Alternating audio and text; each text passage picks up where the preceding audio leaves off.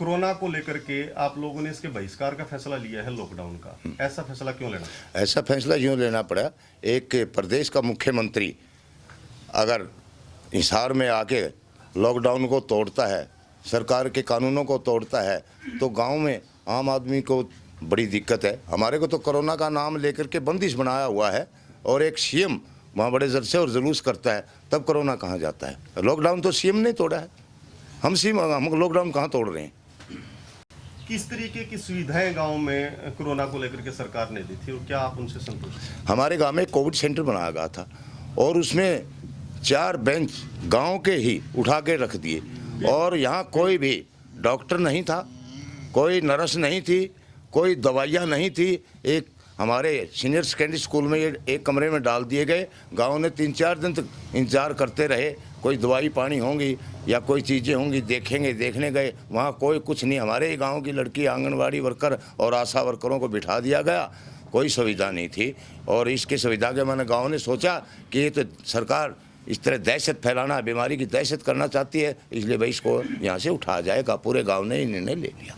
Police के, जिला प्रशासन के, सरकार के कुछ लोग आपसे संपर्क किया हो, किसी तरीके का आश्वासन उन्होंने दिया हो कि सुविधाएं बढ़ा देंगे? नहीं, हमने कहा भाई सरकार से हमारी कोई लड़ाई नहीं है, हमें आराम से करने दो, न हम सरकार से कोई चीज़ मांग रहे हैं।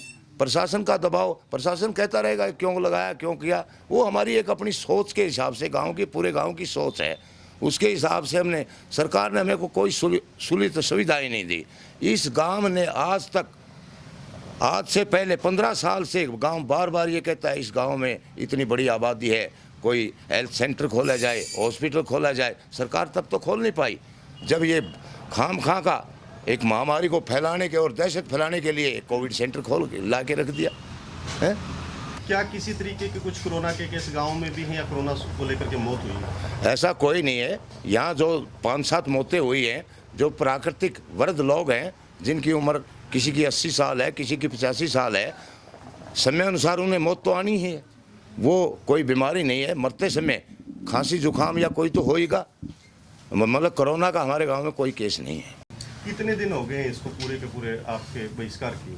बहिष्कार के आज हमारा 4था दिन है। बहिष्कार के पूरे ग्रामीण इकट्ठे हुए, सभी जातियों के लोगों ने सर्वसम्मति से, सभी जातियों के लगभग 2000 लोग इकट्ठे हुए हमारी साला पंचायत उसने चौपाल में, वहाँ खुले तौर पर निर्णय किया। आपका नाम बताएं? मेरा नाम, मैं रोशन लाल, सर्वजाति रोगी खाप प्रधान। जो फैसला आप लोगों ने लिया है उस फैसले में, चलिए ठीक है, ग्रामीण अपने स्तर पे कोई भी निर्णय लेते हैं, लेकिन बुजुर्गों को लेकर के थोड़ी सी एहतियात बरतने की सरकार ही नहीं, इस बीमारी के जो डॉक्टर विशेषज्ञ वो बोलते हैं, तो क्या बुजुर्ग इस तरीके की कुछ एहतियात रख रहे हैं? ये बुजुर्ग भी शामिल थे वहाँ, जो पूरा गांव इकट्ठा हुआ, और बुजुर्ग अपने आप में भी जिस तरह सक्षम है, घूमना फिरना हर एक जगह पे, जिस तरह यहाँ हमारे देहात के अंदर जो है नी वो शुद्ध हवा होती है, ऑक्सीजन हो गया, ये शहर वाला थोड़ा वातावरण है कि भाई ये तेल जल गया, फलाना हो गया, इधर ऑक्साइड गैस आ गया, फलाना हो गया। ये हमारे तो यहाँ बढ़िया फर्स्ट क्लास माहौल है, घूमने की जगह है, खुला प्रांगण है, गांव के अंदर सारी किस्म की सुविधाएं हैं।